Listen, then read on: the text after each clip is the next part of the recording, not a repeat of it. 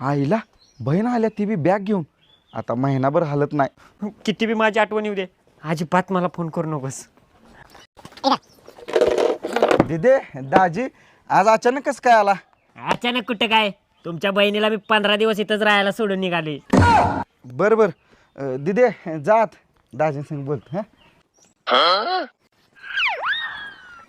काय झालंय मी ना, माझ्या बायकोवर माझा लय जीव आहे बरं का.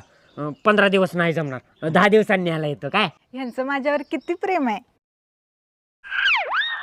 अरे त्याच्या आईला आज सांगायचं विसरलो मी येऊन. अहो रानातली कामं लय पेंडिंग आहेत बरं का, त्यामुळं 5 दिवसांनी तिला न्यायला येतं.